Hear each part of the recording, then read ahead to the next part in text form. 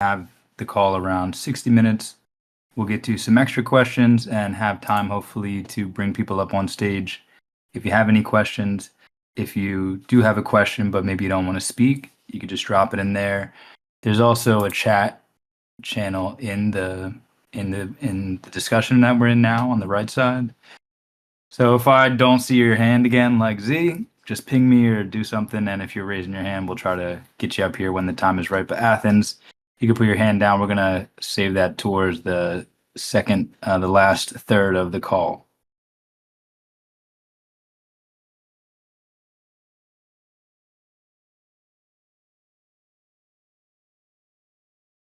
Okay, yeah, I think we've got everything recording now. Yeah, just as Helios just said, yeah, we're going to run through some of the pre-picked questions that we've already seen in the different chats across Reddit and across Discord, and yeah, then we'll try to get to some of the extra questions. We'll try to bring some people up on stage. We'll try to wrap this up in about 60 minutes. If it goes a little bit over, not a big deal. But yeah, let's see where this goes. Hopefully, we can share lots of information, answer lots of questions, and yeah, share some exciting stuff.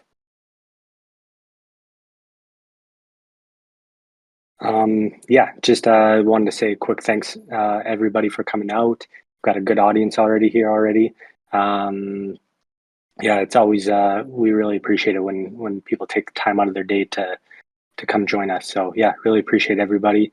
Up on stage, we've got Helios, who's like our all-star moderator.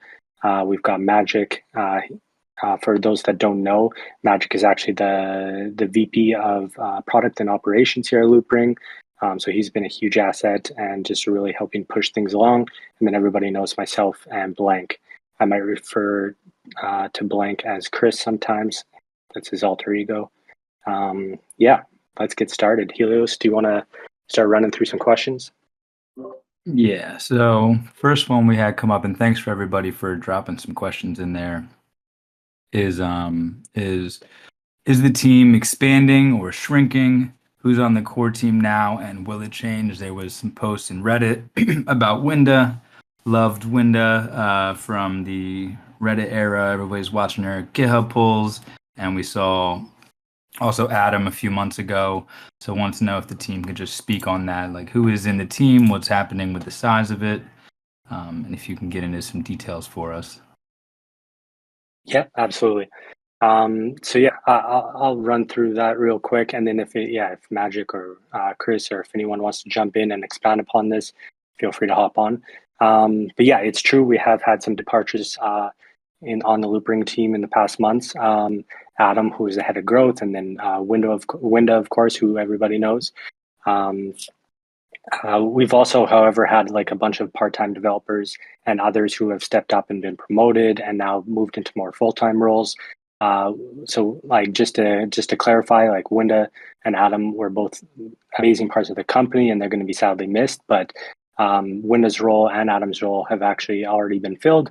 Winda's role has been filled with some other guys that you'll see maybe Magic can expand upon that. But yeah, there's already some I believe it's Dre Day who's working on the web app side, and then Adam's role has been filled through myself, Chris, and Magic, who are all stepping up to kind of fill their growth role for now.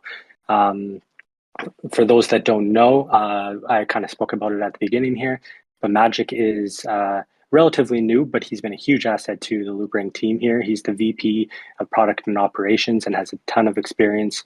He's been a senior VP and VP at other like big growing companies around China, like Cheech Mobile, Marvel, and a bunch of others. He's managed multiple apps in the past with over 50 million daily active users, and he's now been bringing his expertise to growing the Loopring team. So yeah, we're like our core team is right now around 20, which is about the same level as it was a year ago. So we're not growing, we're not shrinking, just because we've been kind of staying pretty tame and lean during the bear market. But yeah, we're very, very confident with the team that we have. It's full of talent. It's full of very capable people that are able to grow this Loopring team over the next few years. And that's not to say that we're not going to hire more in the future, just given the current state of the market. And now is maybe not the best time to be hiring, but we're definitely open to be hiring more in the future. If anyone has anything else to expand upon that, feel free to jump in. Magic, do you have anything to add?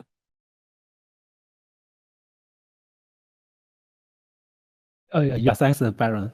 So here's so basically, I think our team is continue growing up in some of the areas. For example, these days we are doing some of the React for the React Native, so we are able to speed up of development on different platforms. So by this means we are going to acquire more talents in this area. Also, we are doing some React from the previous Scala to the Go, so we can expand, I think, our different areas in a more rapid speed. That means we also try to hire some of the people with Go expertise. So I think we will continue growing the team. We are try to expand to the areas we want to invest. Yeah, some people may left, but some new people will join. Magic, I wanted to clarify, not it said, how many of the team is actually developers, like writing code, and is that the majority, or is there some doing not development? I think the majority still developing the code. Got it. Yeah, all right. As with any team, people come, people go, but we're always moving forward.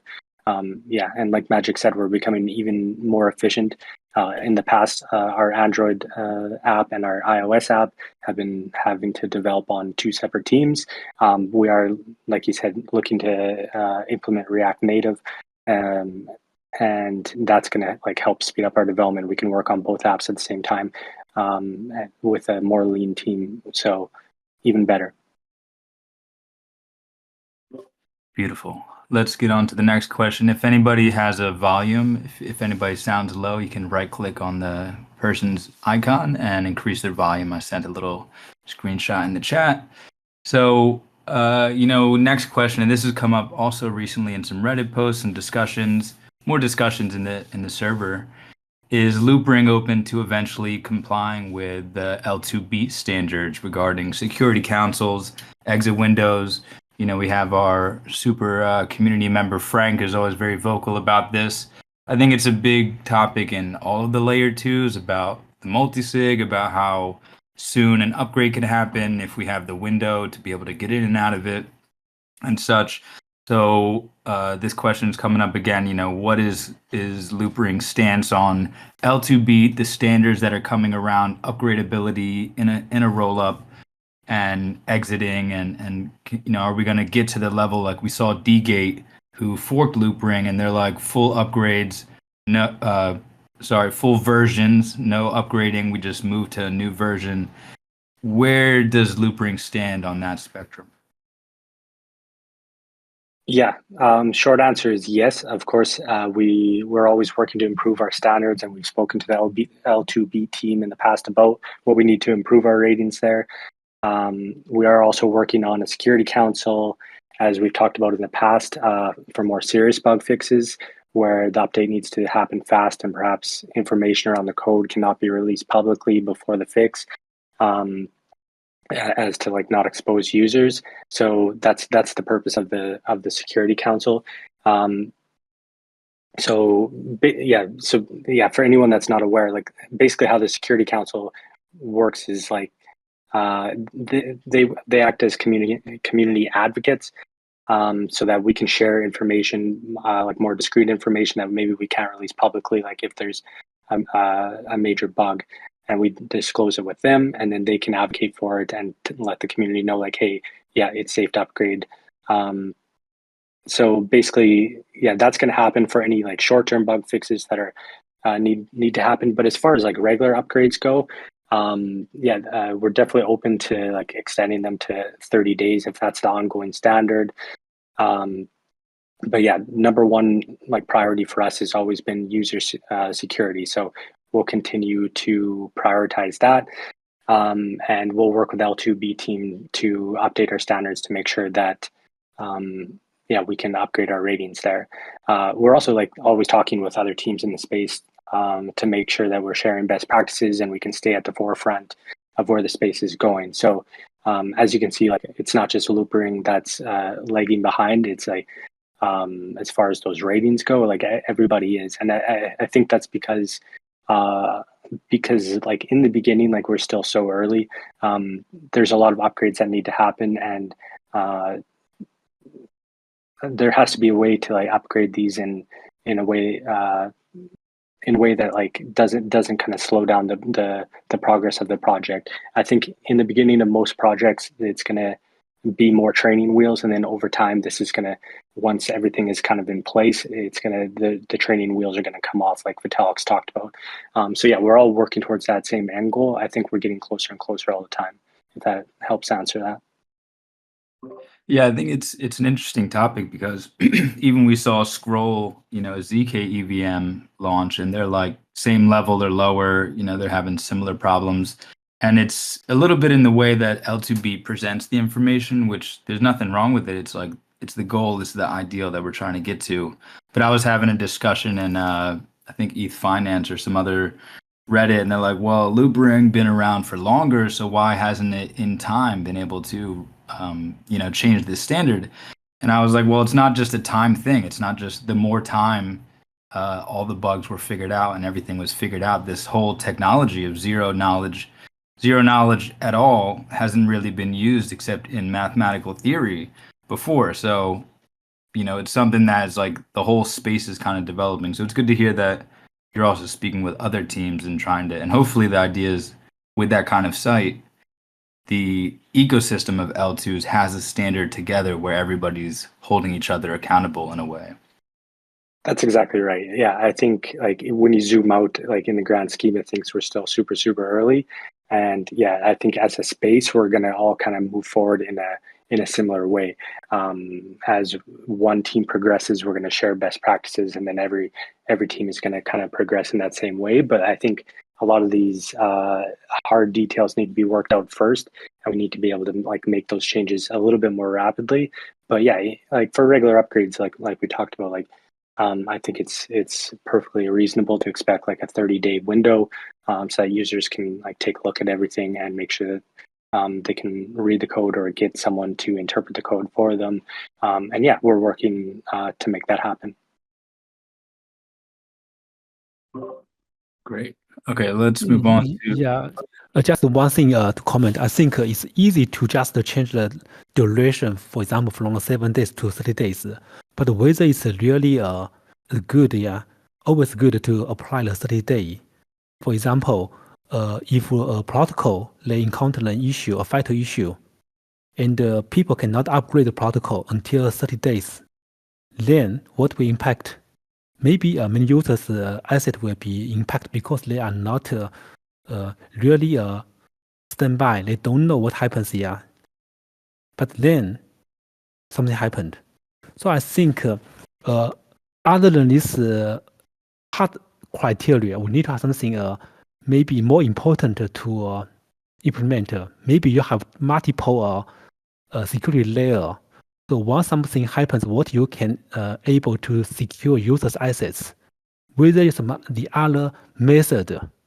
Yeah, even if people they cannot withdraw the asset, can do something. So I think this is something we need to think about in a more serious way.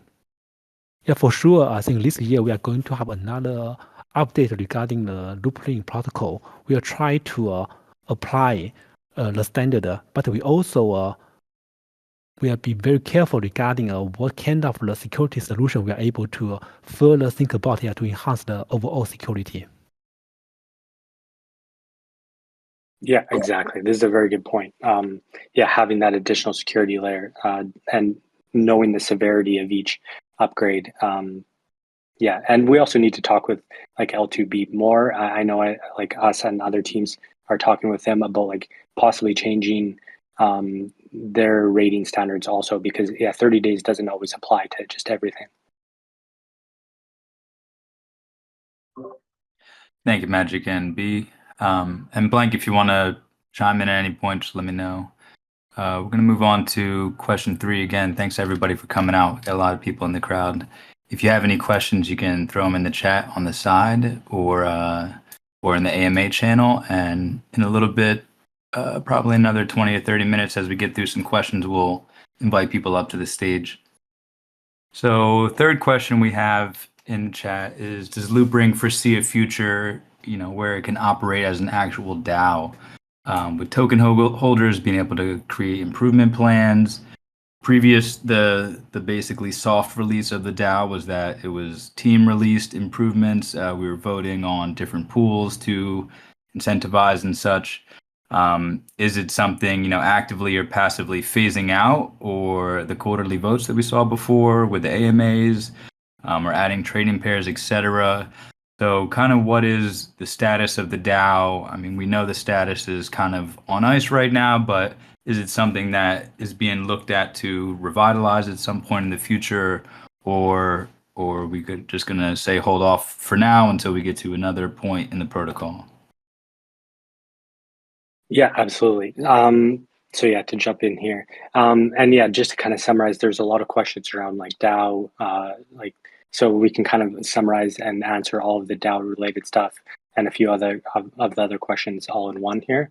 But yeah, basically like that's definitely a future that we want and are actively working towards. It's just not currently being highly prioritized. And it kind of goes back to what we were just previously talking about with like the L2 beat standards, stuff like that. There's a bunch of like upgrades and features and just like big adjustments that are being made in the Loopring community, like the fact that we're going multi-network and stuff like that. So like there's a lot of this stuff that we need to implement first.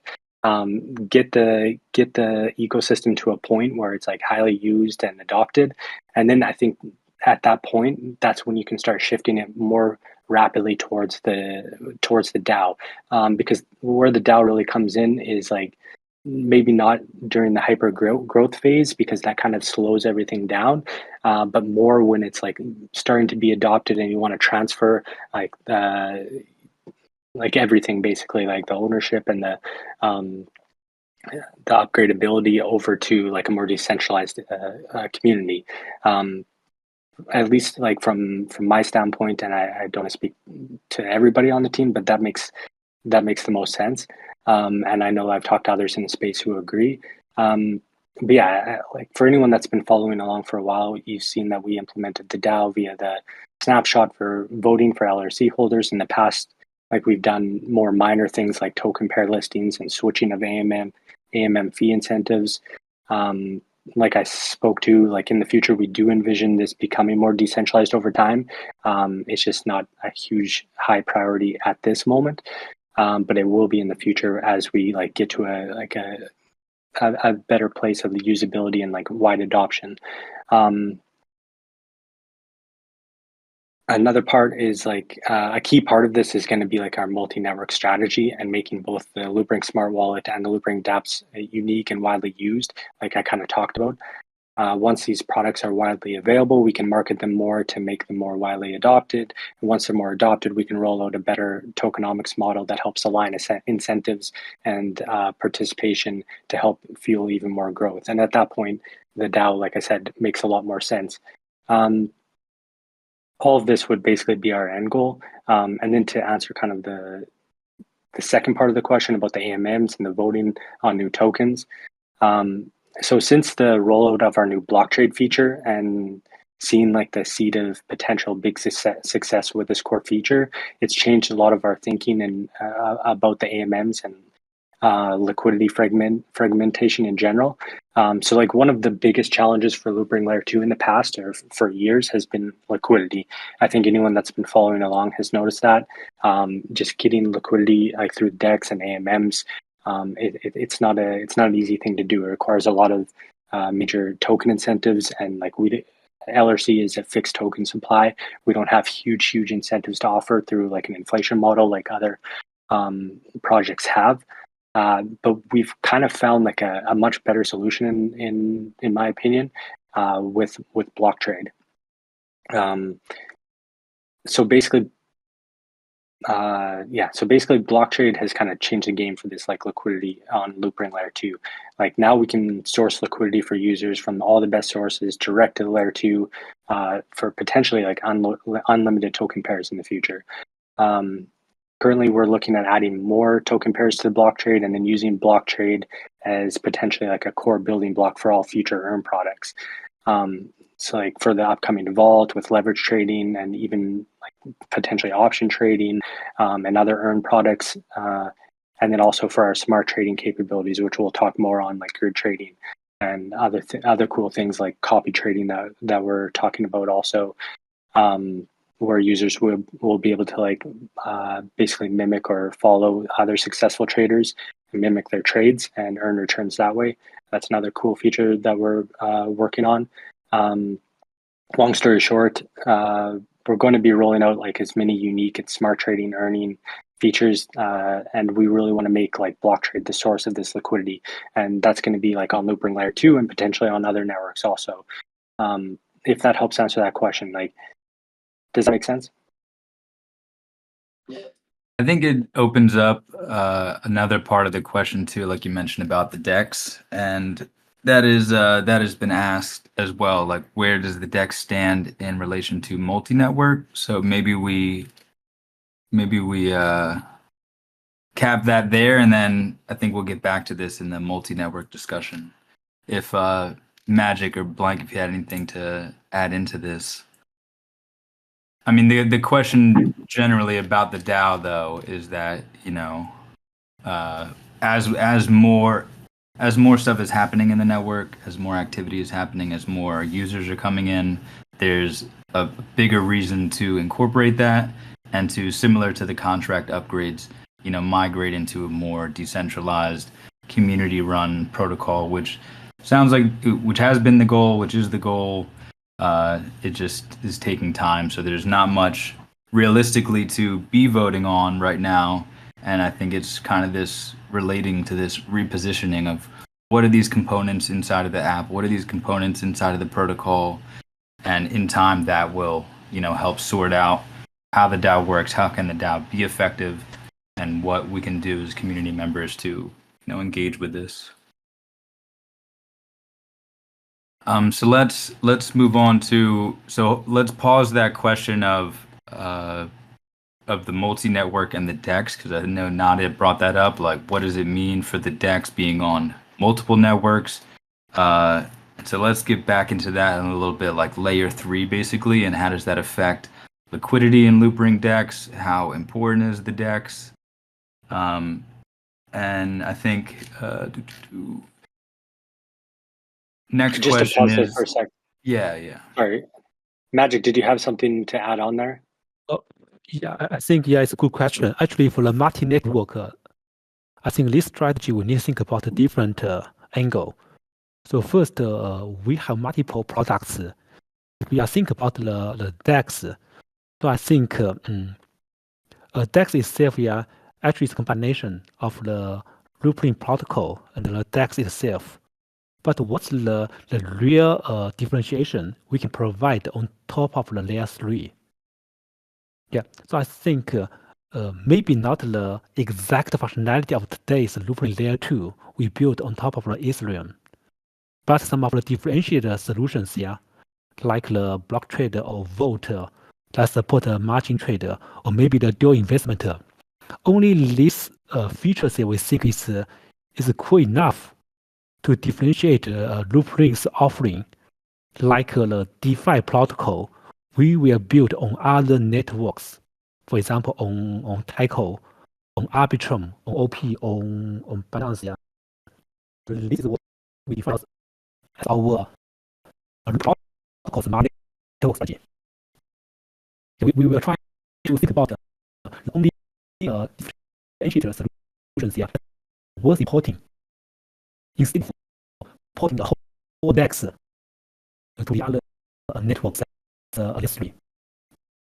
Maybe we don't like the way we only focus on to write as a DeFi protocol. But you deposit some Async protocol, you can do some of the very advanced trading utilities. lend license to you, but only provide some liquidity, not as big as a user. Maybe you won't do that. I think we will try to reinforce the real key differentiation. We build on network as a layer 3 protocol. And the other product actually is a Loopring Smart Wallet. So that's quite different. So actually on Ethereum, because the gas is so expensive, so I think the people will feel reluctant to use Loopring Smart Wallet because it requires several, I think, maybe $50 or even more to deploy the smart wallet first. Then every transaction require heavy gas fee. But that will not be a problem on the other network, layer 2 networks. Then what's our uniqueness? I think the smartness it should be our differentiation. People may not care about social guardian. They may not care about daily quota. Yeah, but they do care whether you can create some of the money gain opportunity for them. So if I'm able to provide some smart utilities around our smart contract, so you can do a smart trading without you try to manually operate. So I know last year actually it's very hot in Telegram. Telegram bots, people even want to share their private key to the other people, just want to utilize that feature. But what we can do, we can provide similar functionalities, but the people don't need to disclose their private key. We just try to use our smart contract capability to do all these things. So I think that will really unleash the power of a Loopring Smart Wallet. Then we can extend our smart wallet to all the EVM compatible networks. Maybe from at the beginning just a Tyco, then tens of even hundreds of networks can be supported. So that will be the real focus of the smart wallet multi-network strategy. That will be built on top of the smart contract capabilities. So that are two huge different products. We need to deal with them quite differently. Yeah, this is such an important point. So yeah, we're bouncing around a little bit, but yeah, like we're talking about the multi-network strategy now and how we're going to differentiate ourselves, and it's such an important point that like any user can go on Arbitrum, for example, or Optimism, and like find a DEX with decent volume or good volume. So like the Loopring DEX having to source its own liquidity maybe is not a big differentiator on another network. Like maybe we're not going to get a lot of user adoption on that. So we are really trying to think about like, hey, what differentiated products can we offer users on every network that like really set us apart and make us like the key one-stop shop.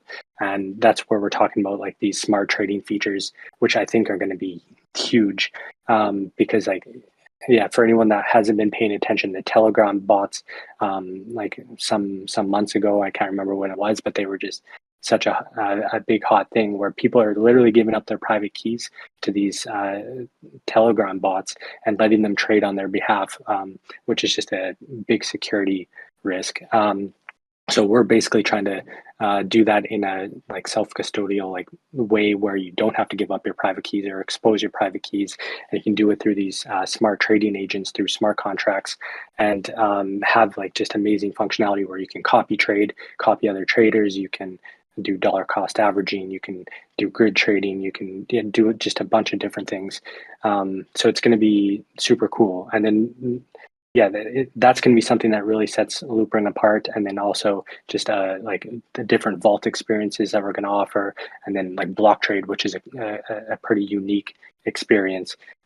So like, yeah, I think we have a lot of unique offerings that we can really use to set us apart and make everybody want to use Loopring products. I wanted to get into a little technical thing around this because is around like, let's say block trading, let's say we are on Arbitrum And is it possible technologically to use block trading except in between layer two so that we can source liquidity from different dexes that are on Arbitrum, for example? Like I know GMX is a really big, there's like a pretty decent sized dex over there. Is that also possible that the layer three dex of Loopring is also grabbing and using in a smart way or in some contract way liquidity that's in those other networks? Yeah, absolutely. So yeah, basically like the big thing about block trade is we can source liquidity from wherever the best liquidity is. Like for now, like on Loopring Layer 2, we're sourcing a lot of liquidity from Binance because that's the top liquidity available. So we want to offer users that top liquidity directly to their Layer 2s without giving up like control of their assets to like a centralized exchange. But it doesn't necessarily need to be a centralized exchange. It could literally be sourced from any point wherever the best liquidity is. So maybe on a different network, it's a different place. Yeah, basically we can serve up that without the user ever having to bridge or go anywhere else or give up their assets, which is super cool. All right, on that note of, we're gonna, as I said before, get through a few of these and then get into some community questions that we got going on around that idea of the DEX, whatever happens to it as we move to multi-network, the DAO. We got a question around tokenomics and revenue streams. Wants to know if we can tap into that. And then there are some questions. I got 3 questions marked so far that we'll get to a little bit later. We're at about a half an hour now. So, Blank or Magic or Chris, how do you feel about tokenomics and how that maybe has shifted?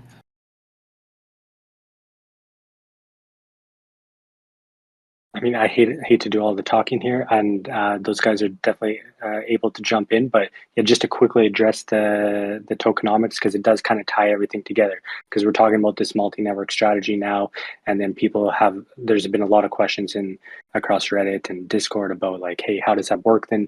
If like if you're going to go as a layer 3, maybe protocol fees are lower.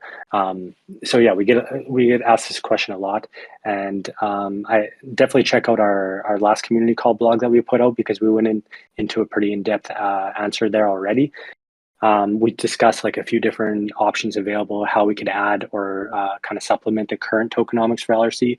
So just so everyone's aware, like the current tokenomics are that protocol fees that come in through Loopring Layer 2, they get collected and we share those protocol fees with LRC stakers. And then some of them go to AMMs also. Maybe that changes in the future and it's mainly just stakers, who knows? That's stuff that can be voted on by the DAO currently. But a big piece of this is that, like, as part of our multi-network strategy, we are going to be deploying the protocol as like a layer 3 on other networks, like on Arbitrum. Loopring will be a layer 3, so that means our ZK rollup is coming with us. That means that we can collect protocol fees on every single network that we deploy. So yeah, perhaps like the protocol fees are lower because they were a layer 3, like the protocol fees are less per transaction, but this could be made up through like a rapid increase in users. If there's a lot more users, even with a smaller protocol fee, that could still like be a very good net positive for protocol fees. But then to add to and supplement that, we are working on another model, which is going to be like a profit sharing mechanism. So on the last community call, we talked about how that's a potential model that we're working on. We've talked about it further, and this is very likely going to be the one that we're going to at least want to implement, where it's a profit sharing mechanism where all the products that we're building, like all these smart trading strategies, like grid trading, copy trading, dollar cost averaging, whatever it is, and like earn vaults and dual investment and all that, they're all going to help users earn more money. And so it seems like to be, at least for us, like a big win-win where users are earning more money, they're earning better profits than they could on like other products, comparable products from other companies. And if they're earning more money, a percentage of that can go back like a protocol fee to be shared with like LRC stakers, or we could do a buy and burn mechanism. All that stuff can be worked out. But basically, like, we first need to get these products out there, get the usability up. Once we have that, we can switch this or supplement with this better tokenomics model where we can like do profit sharing on all these earning products and help drive even more back to LRC holders through protocol fees and this new profit sharing. So yeah, there's a lot we can do here, and we'll keep you, like everybody in the community, updated on what's going on. But basically the first step is just like rolling out this multi-network. Great. All right, let's step a little forward here into these two questions, and then we do got some in the chat that I want to get to. I want to put some time around hour 45, so in maybe 10 minutes we'll get to some community calls, have some people come up on stage. But first, the everlasting question of when marketing, how is that going to be conducted over multi-network rollout, updates on Tyco, the Tyco AD, I don't want to say the word, and what that means, if you could maybe touch on that. And then I think we should touch a little bit on EIP 4844, which is a big update for the rollups about data availability. How does Loopring, affected by that? What do they have to do to be involved with that? And then we can switch over to some more community questions. For sure. Okay, well, I'll let Magic get to the EIP 4844 one. I'll quickly speak to the marketing and some Tyco updates. So yeah, basically as far as like conducting marketing activities, all the questions around when marketing, all that sort of stuff. First, I would like, just as a primer, I would suggest reading the Loopring repositioning blog that we put out.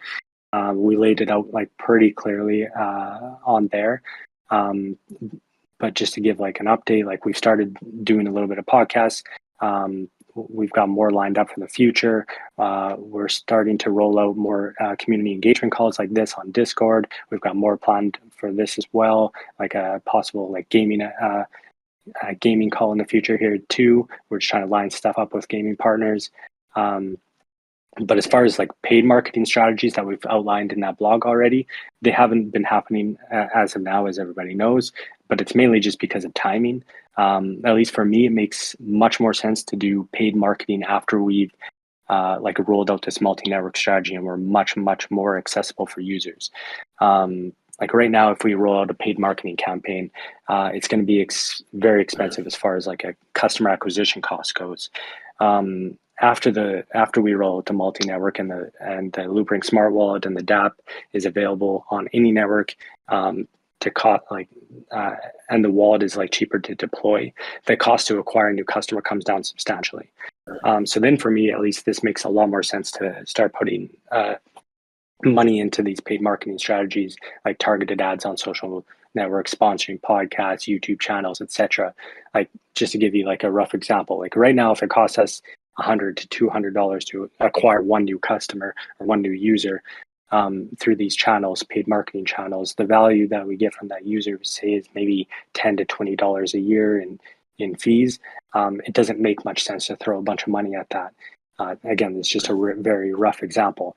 But like, for example, after multi-network, it costs us maybe $10 to $20 now to acquire a new user, and we can collect protocol fees plus profit sharing fees that are far beyond this $10 to $20 that it costs to acquire that new user. Then it makes a lot of sense to dump money into this and just acquire as many users as possible.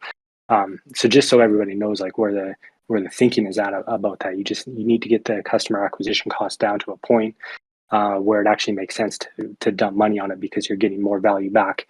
So yeah, anyways, there's also like some other cool new token incentive ideas that we're talking about behind the scenes. So there's a lot that we can do here. It's just a matter of timing. We've got the capability to do it. It's just the timing and the math needs to make sense, if that makes sense to everybody. And then as far as like Tyco updates, Tyco airdrop.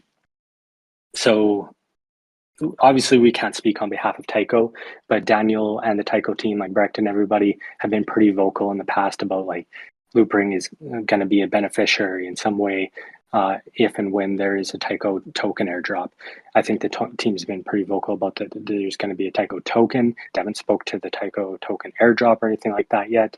So I believe this will be the case, and Loopring like ecosystem participants are going to be rewarded. but we need to wait for Tyco to make any official announcements around this. So a little bit more patience, because it does look like their mainnet is coming soon. If A6 is the A6 testnet is successful, it looks like mainnet's coming shortly after. So just a little bit more patience on this. But yeah, in the meantime, like make sure you participate in all of our joint Loopring Tyco activities. Get involved in the community and the ecosystem. Keep an eye on the utility browser and the new Tyco wallet. Like maybe you've noticed, like Blank put out a post about it. Like .tyco names has now been fully integrated. We're going to be putting out a integration announcement with the team over there. We've been working with them. It's been a pleasure. And like now you can now claim .tyco names directly through your Loopring smart wallet. So yeah, keep an eye on that utility browser and just keep participating in these activities. Yeah, I'll just piggyback with that a little bit, because I saw Alex's message in chat. Yeah, so Alex, we are looking to do a Galaxy campaign with Tyco. Honestly, like we could do one today, right? And it could be as simple as some of the other ones that you've seen out there, like the BitGet one. Not trying to call them out or anything, but it's basically like create a wallet and that was it. We're just trying to give you guys something a little bit more substantial, get a little bit more user engagement. So that massive community that Tyco has attributed and gained over the last year or so because of its Galaxy campaigns, some of those users, or a lot of those users, might not even know too much about Loopring. We want to bring them over and like show them some value add, rather than just creating another wallet that they're probably going to delete after that task or campaign is over. So it's not that we're not willing to do it, or we don't want to do it, or the teams aren't interested. We're very interested, and we're talking like daily. It's just kind of getting more dApps integrated and getting more features rolled out. So it hits a little bit harder than just creating another wallet for these guys. Exactly. We want to make those users stick. Like we want the users to come and be sticky.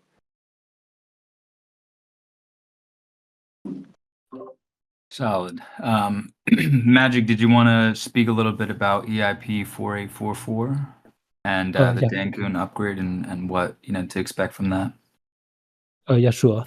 So I think this is a good question. So actually, we have done some very thorough analysis regarding the potential advantage of incorporating this EIP.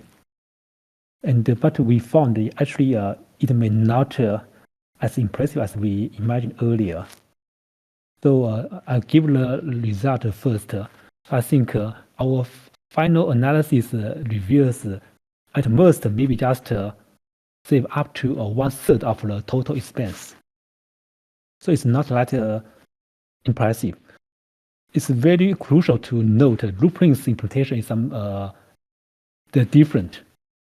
For example, like deposit, withdraw, and AM join, AM exit, such kind of operations, actually they are heavy layer 1 interaction. Even for the trade and swap, there will also be some layer 1 interactions other than the core data. So we have done some analysis. We try to collect existing block number submitted from Loopring to Ethereum. We intentionally select the block without any deposit withdrawal AM operations, make it more favor the core data benefit. But we figure out only in those blocks, even in those blocks, it's still only 1/3 of the gas used for the core data, which means even I can reduce the core data gas from today's consumption data to 0, I can only get an average 1/3 of the gas benefit. So I think by doing such an analysis, we really need to think about the balance. Yeah, you need to understand it's not a trivial effort to incorporate this EIP standard. That's really require Loopring to spend a huge effort to just incorporate this EIP to get about maybe less than 30% again. So I think our current decisions, we will wait. Let's see how the other layer 2 will benefit from the final EIP implementation. And also, Loopring, we can be built on top of layer 2. For example, if I build on top of the Arbitrum or Tycho, they can benefit much from this EIP. We may also get benefits. And the final note is actually Loopring is not a general purpose EVM, which means actually our most differentiator offering may not just be the very cheap gas. We should try to provide some unique features, which we can really attract users. Let's think about why people they want to spend a lot of service fee when they try to use the Telegram bot, because the Telegram bot can help them to earn money. Then they want to spend extra service fee. They don't care about the gas fee. Think about Loopring. Even if I can reduce the transfer or swap gas fee to very small, maybe several cents, even much less. But does it really differentiate Loopring from Arbitrum? No, it does not, because we are not a general purpose EVM compatible network. So I think the most selling features for Loopring is we need to provide other service. People would like to pay for those services. For example, if people they can try to really trade the big amount of the asset with the best liquidity, I think they don't care about the gas. They care about the price impact. They care about the potential slippage. If we are able to just provide the best service around these areas, that is our real selling point. So I think by considering all of this, so we will wait to see how this EIP will impact the other layer 2s. Then we decide whether we need to integrate or not. But based on current data analysis, we think just at most 1/3 gas consumption is not worth with spending so much effort to do the integration. Thank you, Magic. I'm going to, do you have anything to add? Yeah, just to add on to that. So like basically the biggest benefits that I think we're going to see from EIP like 4.4 is that like other layer 2s, the general purpose ones, are going to integrate that. Like I believe Tycho is going to integrate that, and then they're going to get some benefits from that. And then us building a layer 3 on top of that will be able to kind of compound and get like those benefits without having to deploy that framework ourselves. And then like Magic said, like I think our costs are going to be so low at that point that like or even like trivial anyway, that like users aren't going to care about that as much. That like if we're providing the best liquidity through block trade with the lowest amount of slippage, like you're going to get the best end price through that method regardless of the gas. And people aren't going to be paying attention to the gas. They're going to be paying attention to like what kind of liquidity they can get with the minimum amount of slippage for every single like transaction.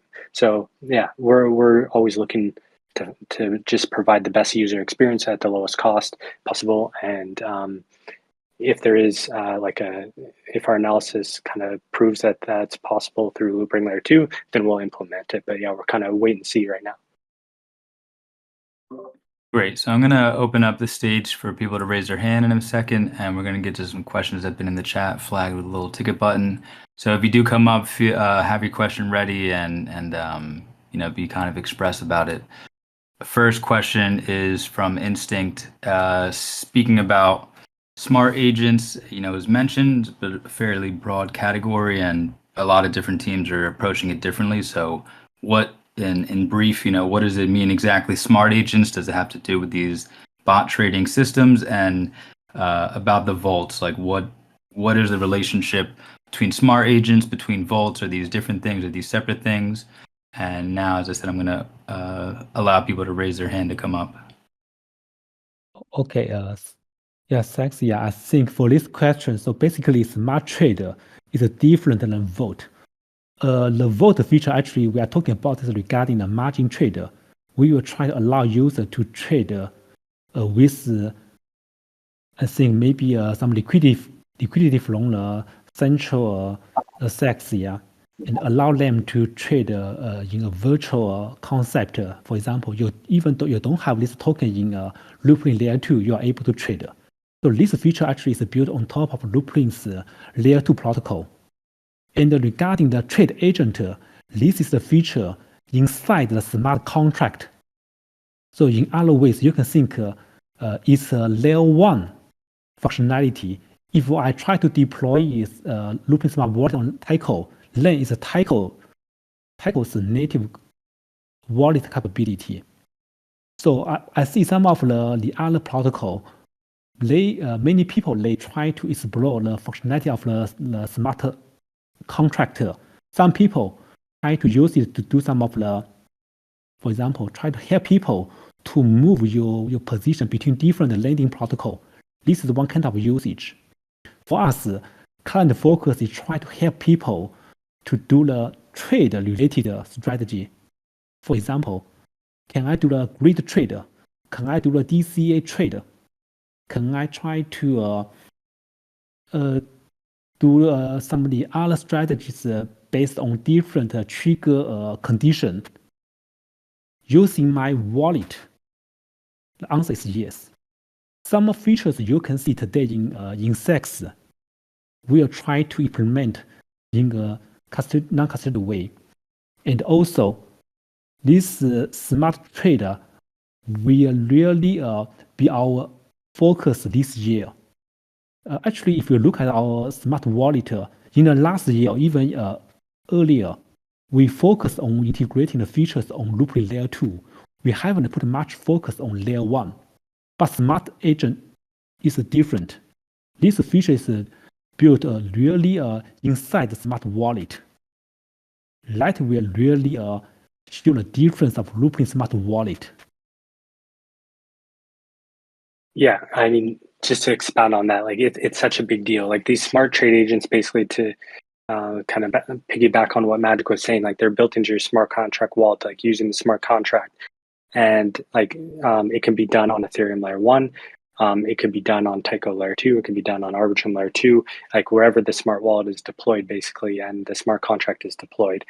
You can use these smart trade agents to like mimic all these trading activities that other people are doing without having to give up control of your funds or like deposit your funds into a vault or anything like that. So it basically, like, for example, if you wanted to, if the smart contract was deployed on Arbitrum Layer 2 and we have this smart trading capability on Arbitrum within the Loopring smart wallet, and you wanted to perhaps like buy Ethereum, stake your Ethereum, deposit your staked ETH somewhere to earn some yield on it, and then you earn that ETH yield and you want to use that ETH to buy more smart staked ETH, like you can kind of automate all that functionality without having to deposit your money to a vault. You use your own smart contract and these trade agents that execute all these trades on your behalf without having to give up control of your funds, which is super, super cool. And then you can apply that to anything. You can apply that to grid trading, to copy trading, to implement like this more social construct and like social capabilities within the smart wallet, to dollar cost averaging, to just a bunch of different stuff, which is super cool. And then in the vault experience, which is different to what Magic said, you're going to be able to like basically switch accounts, and you have this margin leverage account. And then even if you're not holding Bitcoin or like different tokens that are on sexes that you can't normally trade on Ethereum, like Doge or XRP or Avalanche or Solana or whatever it is, even if you're not holding those tokens within your Loopring smart wallet, you can still go long and short on those within this vault environment. So that's completely separate from the trade agents. But these are two big focuses for us that are, I think, going to be big game changers for Loopring. Thank you, Byron and Magic. Z, we got you up on stage if you wanted to ask your questions, and then I got some more in the chat. Okay, thank you. I would just to make a suggestion that if we will go multi-network, okay, how about we make use advantage of Loopring going multi-network to absorb the unique feature of each network to be in use in Loopring wallet. So, I mean, like every protocol has its own strength, its unique features that is not elsewhere. So if we can make use of that, and if we can use it in Loopring wallet, that will be a huge advantage for us. Is it possible? Not only is it possible, no, I like where your head's at, Z. That's exactly what we're thinking about. So when we're talking about our multi-network strategy, basically, when you're on Arbitrum, you should be able to experience all of Arbitrum, all of their native capabilities, all of their native apps, everything through the Loopring Smart Wallet. This is going to be like a main reason why like all users on Arbitrum will want to use the Loopring Smart Wallet, because we're going to do like these direct integrations, just like you're going to start to see on Tyco right now, where we just directly integrated like .Tyco names within the utility function of the smart wallet on Tyco. You're going to have an Arbitrum wallet also. You're going to go into the, like on your Arbitrum Layer 2 account, you're going to go into the utility section, and you're going to be able to use all the native integration of Arbitrum through the Loopring Smart Wallet. Not only that, but then you're also going to be able to use the smart contract of your Loopring Smart Wallet and be able to execute trades automatically across all of these different DeFi apps. You're going to be able to use these smart trade agents to like customize strategies, do like grid trading on other Arbitrum apps, like a whole bunch of different things that you won't be able to do anywhere else except through the Loopring Smart Wallet. So when I talk about, I think Loopring Smart Wallet has a chance at being the #1 crypto wallet on all of these platforms natively. I think like we have a real shot at that because we've got some really cool functionality coming out that's going to make it truly unique. Yeah, I can give more comment. So basically, I think the native integration per each network is necessary. For example, on Arbitrum, you may have a different DEX with the best liquidity. Then we need to develop the connector to allow users to use this DEX to do the smart trading. And if there's a famous lending protocol in another network, I also need to develop a light connector to allow user to use our smart agent here to interact with light protocol. So this definitely require customization on each network. This is one thing. The other thing is regarding the native UI integration. If you look at today's Loopring smart wallet on Layer 2, so you will see the UI is a native UI. It's not let the user to access the DApp from the DApp browser. That is not a native integration. But for the native integration, we need to know what's the best protocols on that network. Can we try to aggregate some of the information from those protocols?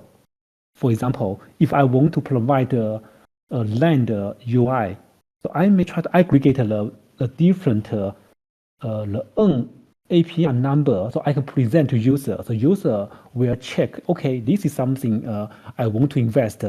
So they can just click the UI natively.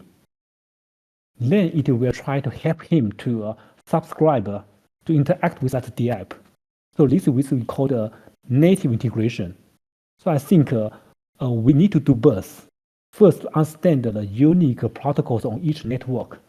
Second, think about whether we are able to provide a native UI to aggregate all this information to allow users to easily interact with those DApps on each network. Thank you, Z, for the question. JMS, we're going to get to you in a minute. Nadit has a question from back up here about block trading. Is there any way to monitor block trading volume? Can it be shared regularly, made available to public? There was also a question about fees generated. There was a user a few months ago tried to calculate this on chain. So is there any detail about like how can we monitor this and how can we see the fees? How can we see what's happening in block trade? Is it possible? And what is your take on that? Yeah, I think today people cannot split this block trade transaction from the other swap transactions. When you think about it, if we want to suppose whether we just provide in our Loopring server or maybe in our Explorer, or maybe we need to make it more public way. So I will discuss with team to see how we can react. Great. If anybody else wants to raise their hand and come up, ask a question, I know there's more in the chat and I'm kind of backlogged here, but we got JMS. If you wanted to ask something of the team, feel free to do so. Hey guys, appreciate the call this morning. Just a few comments here. Maybe you can give some color. It seems like Loopring is in a real sweet spot as far as your market cap goes. And you kind of have this meme stock connection from a few years back that people haven't forgotten with the GameStop, et cetera. And the bottom line is we're all in this as an investment. We're thinking 10 times, 100 times return, something like that. But let's not forget why we're on this call and why we're in this. I think just given what I've stated about your market cap, et cetera, I think you could make a case to a Grayscale or a Van Eck to have an ETF for people who aren't so savvy with owning stocks on a Coinbase, et cetera. You're obviously on the cusp of something very big, and again, you're in a sweet spot as far as market cap goes. But how can we get more people involved? How can we do some additional marketing to get investors on board?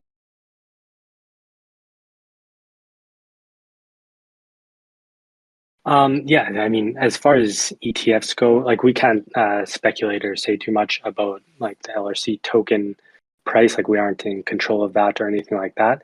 But as far as like ETFs go, like we'll definitely pay attention to what's happening right now. I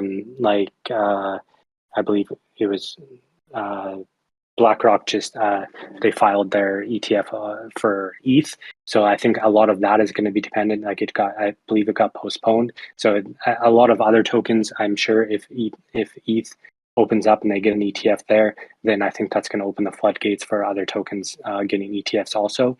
Our focus, like right now, is like we want to focus on bringing as many users into these decentralized rails as possible.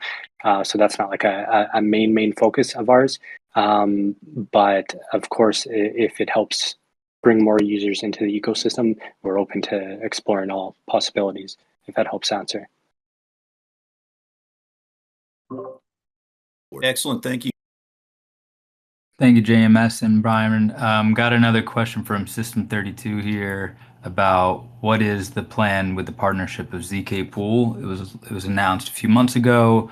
We know ZK Pool is a dedicated proving company, and we haven't heard too much details about what that means. If maybe you could speak on that a bit. And to a lesser degree, there was a mention, Invoid brought up that in the quarterly report, the DApp, the Loopring DApp, browser DApp, wasn't really touched on. So maybe these two things could get spoken about really quickly, and then we'll keep on moving.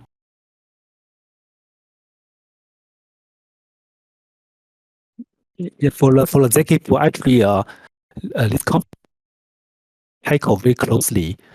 I think they try to decentralize the approval for various ZK powered networks. So this is why we get connected with ZK Pool, because we are also a ZK roll up here. So we try to work with them to optimize our ZK approval algorithm, try to reduce the cost. So yeah, the big benefits from that partnership are basically like improving our own ZK rollup, lowering costs for which we can pass along to end users. But then also like with they're closely tied, like Magic said, with Tyco there. So anything that they're doing in the future, like as far as maybe users can delegate Tyco tokens in the future, and delegate and like earn some sort of yield in that way, like we'll work with ZK Pool to hopefully directly integrate that to make it easier for Loopring Smart Wallet users and things like that. So yeah, there's going to be lots of benefits that come from that partnership. Great. We are a little bit past our time, but I think we're going to keep chugging if everybody's down. Z asks, do you still have things to do with GameStop? People need some closure. What's the status on that?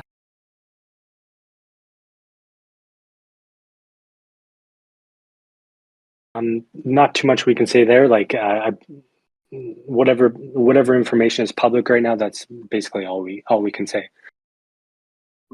Dig it. Nadia asks again, he wasn't satisfied with the answer about Loopring is going to be a part of it. What does that mean as far as the Tyco token distribution? You also had wrote Byron Looper bracket. And is there any more to say than was discussed that we need more details? We can't speak on behalf of the Tyco team. If and when there's a Tyco token airdrop, I'm confident that the Loopring ecosystem is going to be a beneficiary, but I believe the details are yet to be disclosed, and those will have to come from the Tyco team.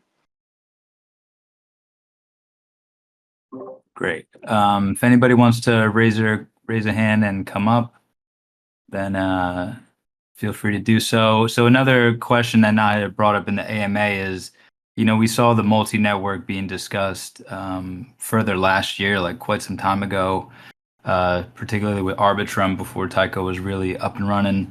And we wanted to know what has caused some of the delays, or like what is behind the scenes taking a while. Is it very difficult to integrate? Like, what's the story about how that's happening? And I want to transition that into a discussion around roadmaps. And it was brought up before. I don't recall questions in here, but about, do we have a roadmap? We see some features, and in the quarterly report, it's being brought up of, what's coming down the pipeline, but is there any way to attach some kind of roadmap, like quarterly or yearly or something to that? Also in regards to things that have been delayed, that have been spoken about, but have just been taking a while to kind of be implemented. Yeah, maybe I'll let Magic speak to the first part there about some of the delays happen with like grid trading and stuff like that, and then I'll speak to the second part about roadmaps. Yeah, so sorry for the delay. So I know we try to let people to think, we can deliver. Yeah, the delay actually is due to our priority adjustment for the grid trading. So this feature we try to build on top of the Loopring protocol. And we have a problem at the beginning. We need to sign hundreds of signatures just in seconds. At the right time, we met a problem. I think this is the reason why we low down the priority. Then we start working on the other key features like the vote, like the account abstraction, the trade agent, etc. But later on, I think we got some help from our community people. I think the Fuji and the Lapludi, those guys really are amazing. They try to help us to optimize the algorithm, so we are able to achieve I think maybe hundreds of signing within seconds. Is doable. So we will be able to start working on the grid trading on the Loopring layer 2. The reason why you just still haven't seen it, because as I mentioned earlier, we try to raise the priority from for the other tasks, and we are going to deliver the vote features, I think this quarter. And this something really take a lot of engineering resource to develop. Also, the Tyco team, I think they are going to have the mainnet launch quite soon. And we also spend a lot of effort to try to develop account abstraction, try to develop trade agent features. And moreover, I think we also have a new React for the multi-network support for the Loopring Smart Wallet. Because our goal is we try to support hundreds of networks in future. That means we need to deal with a big problem: how to manage the owner. Because every smart wallet actually is a dedicated smart contract deployed on every network. Think about if you lost your smartphone, you need to use your social recovery to recover all these wallets. That would be a nightmare. So we need to think about a way how to let people to better manage the owner, how to keep the owner the same across multiple networks. We don't want people to use social recovery. Yeah, which means that we need to have some big change in our current debt structure. Yeah, this also spend a lot of effort to work on this part. So actually, in short, we do have a lot of key tasks in pipeline. Once we load down the feature, so and we have some other tasks in parallel, it will be some difficult to deliver it in time. So I mean, I really apologize for this delay of the advanced trading. But I think you guys will see we try to develop some of the smart trading capabilities around our smart agent on Tyco soon. Once they launch on mainnet, I think we at least will try to apply certain strategies based on our smart agent, so people will see what it means. Regarding the grid trading on Loopring Layer 2, and we will also try to build this feature on top of the block trader instead of the original DEX. So these days we are still working on some of the redesign. That will take a while. Yes. Yep, so exactly. yeah, Awesome. Go ahead, Thanks, Matt. Thanks, Magic. Yeah, like he brings up some very good points, and that kind of cycles into like roadmaps and why they are so difficult. First, shout out to Fudgy and Lep. They helped us so much on our signature optimizations to help make all this possible. So those guys are like legends for a reason. Thanks so much. I see Fudgy in the crowd here. I'm sure Lep's here somewhere too. Thanks, guys. Really appreciate all your help on that. But yeah, so that brings up the point. Like roadmaps are difficult because of how much things change. We run into some roadblocks, and then other things get prioritized, and other things get deprioritized.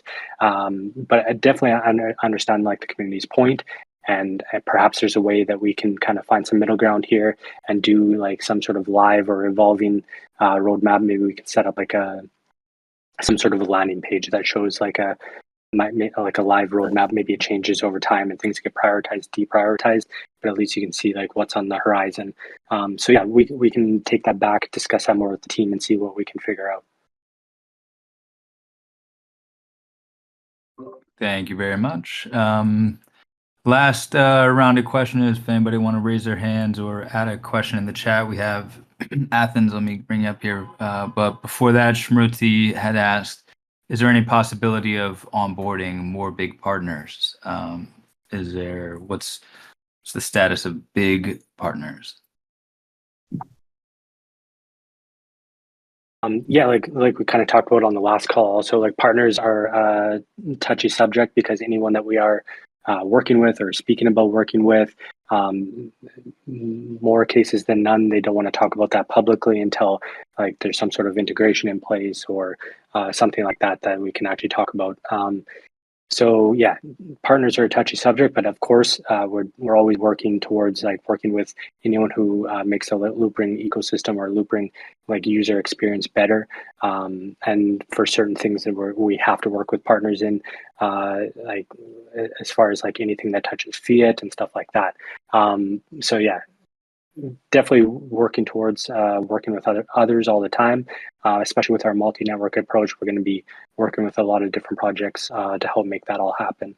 So that's about all I can say on that subject right now. Great. Athens, we got you up on the stage. Do you have a question you'd like to ask? Hello from Athens, Greece. I am an interdisciplinary artist. Sorry about my English because I'm not speaking enough all the time English. No, sounds good. Thank you. Our question is about the adoption, NFT adoption to the real market, and why I'm asking about. We have physical stores, historical physical stores in Athens that are accepting NFT payments. And we try alone about the adoption to the real market. We have the legal rights to make NFT payment. We are 100% legal because we are artwork with achievements in science and arts, physical arts. So we are accepting payments for our coffee, for our burgers, for ceramic lab. We have industry brick. I don't know. I can't find the Greek, the English language word. But we have many physical businesses in our wallet, Loopring wallet, and we're trying to find how we can help for the adoption in the real market. What we have to do. Thanks for the question, Athens. I've seen you in the community for many, many years now. I really appreciate your support and for being a part of this ecosystem. And next time I'm out in Greece, in Athens, I definitely want to come visit your stores there and pay for some things using the Loopring wallet. I mean, thank you for being such a trailblazer in this category. It's something I'm super passionate about. Also, is just making crypto usable for the end user, and I think a big part of that is going to be these payment systems. For me, we're almost at the scale now to really make that adoption happen. I think there's a few things that we've been discussing behind the scenes. I've talked with Magic and Steve and everybody about some different ways that we could do payment systems to make it a little bit more feasible. I think Loopring layer 3 on top of Tyco, for example, could be one path that makes these Coinbase has talked about this a few times. The way that we're going to make payments happen is once we get the cost down to about less than a penny for every transaction. And just making the user experience frictionless. I think we're almost at that point. I envision a future where you go into any store and any user can pay with whatever currency they want. Any store can accept any currency they want, and it should be as easy as scanning a QR code on your smart wallet. We haven't focused too much on that payments use case just yet, but I think that could happen in the future. I think on our end, we need to make the user experience just a little bit more seamless, being able to really use QR codes and make transaction costs very, very tiny, and then use our new account abstraction wallet to make everything seamless as far as what currency is paid with, what currency is accepted. I definitely see this future, and it's people like you that are going to help make that adoption happen by introducing it into their stores. And I think it's a chicken and egg problem at the end of the day. Once the infrastructure is in place, you need, if users want to use the system, they need places to be able to go to pay for the things. But in order for people to want to accept it at their business, they're going to want users. So it's a chicken and egg problem, and we just have to figure out the incentives and make it very attractive. But I think we're getting closer all the time. Hope that helps answer your question. Yes, you are great, guys. Thank you very much for everything. We love you. Thank you. Thank you, Athens, for coming up. So we got one final question, and then we're going to wrap up the call. I want to thank everybody for coming out. Everybody who's listening who maybe couldn't have made it and are listening to the recording, thank you for spending that time. And thank you, Magic, Byron, and Blank for being up here with me. Nadit asks another great question. He says, can you describe the executive leadership team at Loopring? There was some parts in the call where Brian, you're saying like, what's your opinion on it? But how does it work regarding how decisions are made and the strategy across the board? We know Steve Guo is the CEO, but what's the relationship between these top players here?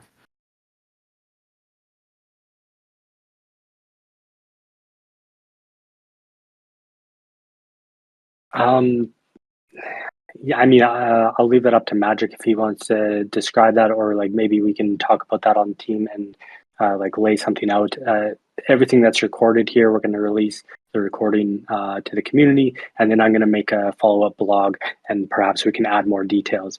But yeah, Magic, is there anything you want to touch on there, or should we leave that for the blog after? Yeah, okay, I can have some brief discussion. So basically, I think the team has a very well communication. Yeah. So for the key message we want to deliver externally, I think we will share the thoughts. Yeah. So I think Steve, yeah, he's aware of all the discussion. Yeah, the key message we want to disclose. For example, today when we want to share people regarding our opinion regarding the EIP 4844 integration, yeah, definitely we will think. Yeah. So we know what we want to do, what we should tell people, and regarding the agent here, what we should share people regarding our vision. What's the difficulties we are facing? Actually, we want to be a transparent team. Yeah, we don't want to try to hide something. Yeah, just even if we are really due to our own problem. Yeah, we don't deal with something. We try to tell people what reason behind it. When we network, yeah, it's some different kind of us. Yeah, because something we think about here. Is differentiation is not a guardian. It's should not be the guardian. We should focus on markets. Yeah, so that's why Baron try to have some new post marketing reposition. We have all this thinking internally. Then we are going to officially share a team of visions. So basically, Steven, I actually I think we have very, very good mutual trust.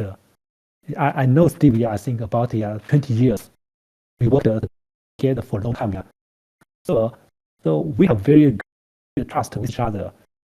I think we really have some mutual trust and confidence in Loopring's future. And Baron and Chris and all these guys together, I think we try to form the vision and form our action in the substation. Yeah. And also the technical side, also have some key team members. They have been with us. Yeah, we know each other also for many years. Those people are the key members within Loopring. So we have confidence. Yeah, with all these people together, we will be able to execute in our defined direction without any compromise. Thanks, Magic. Yeah, just to kind of reiterate there, like, yeah, Steve is the CEO, Magic is the VP of product and operations, and then Chris and I basically run the public side of everything, like on the English speaking side anyway. So yeah, basically this is our kind of main kind of top end core team. We make decision making together, like he talked about. Like we Magic, Chris, I, and Steve meet on a regular basis. We're always talking, communicating, and sharing ideas, sharing blogs, and then we go back and forth and like share this information, improve upon it, polish it. And then we have like our core team of developers behind the scenes that are like helping execute a lot of this stuff. And a lot of these core developers have been with us for many years, and everybody's like family here. So like we have a very strong team. And we don't really, at least from my perspective, think too much about titles or roles too much. Like we all kind of work hand in hand together and help each other, and it's a pretty cohesive, like strong team. Beautiful. Blank, do you have any final thoughts or anything to share as we wrap up the call? And Magic and Byron as well, if you had any final thoughts. On my end, I just want to echo what Magic and B just kind of laid out in terms of how things kind of operate. And I think part of the key thing that we do too that probably didn't get mentioned, but I think everybody knows it, right, is B and I are talking to you guys daily in DMs and Discord and whatever. So we're absolutely feeding that feedback up. And Magic is also checking the different channels for feedback as well. And he obviously interacts with you guys directly too. So I think I've been in a few roles in my days here. I spent about 14 years in traditional finance, and now this. I'd say it's a pretty unique structure. It has like a startup feel, but it's not a startup company, right? We've been around for a couple of years now, a good amount of time. We know what we're doing. We have a solid roadmap and project plan, and we know how to execute it. But like B had mentioned, we're not super focused on titles. Everybody is able to speak, have their opinion heard and valued. So it's just a really unique place to work, and I think we have a great community here that supports us. So you guys ask some tough questions sometimes, but you should. And I think they're all great and valid questions too. So we appreciate that as well. Thank you, Blank. I also want to thank Magic Pan and Braxter, who are always in the support channel laying it down. And Magic, even with your position, really being in there and helping. It's super helpful, and it's really cool to see Braxter in the audience. He's here with us, even if he doesn't speak. So we're going to wrap up the call. Magic, did you have any final thoughts, or you feel pretty complete about this? We're running about an hour and a half, which is totally cool because we've gotten some really deep stuff, dug up some good information. Magic and B, just want to give you some space if you had any final thoughts. Yeah, I think it's always good to be connected. I think we'll try to see how we can really deliver in the coming quarter. Yeah. I hope every quarter in the Discord we are able to give you more good news. And you will be excited. Yeah, I've been with Loopring for a long time now, and like things from my perspective just keep getting more and more exciting. I knew coming into this that this is going to be a long road. Like crypto's still in its very early stages. But yeah, like you're starting to see kind of the light at the end of the tunnel. You're starting to see like sparks of like some really, really solid products that are coming that I think are ready for the mainstream. And I think this is going to be a pretty big adoption cycle over the next like couple of years. And I think we're going to be very, very well positioned. And yeah, I'm super excited. Like it's super fun to have a community like driven project like this. Like even though like we're not a full DAO yet, we take so much feedback and information from the community, and almost all of it gets implemented over time. So yeah, it's a lot of fun. The community is a big part of this, so thank you for everybody that has come out and always comes out and shares with us feedback and asks tough questions, and all this helps us improve. So yeah, thanks to everybody. Well, thank you all for joining. Thank you fine gentlemen up on the stage with me. We're going to end the call. The recording should be out soon, as spoken before, and then a write-up as well. So pay attention to that and enjoy the rest of the day wherever you're at. Take care, everyone. Thank you. Yeah. Thank you. Yeah. Bye-bye. Thanks. Bye.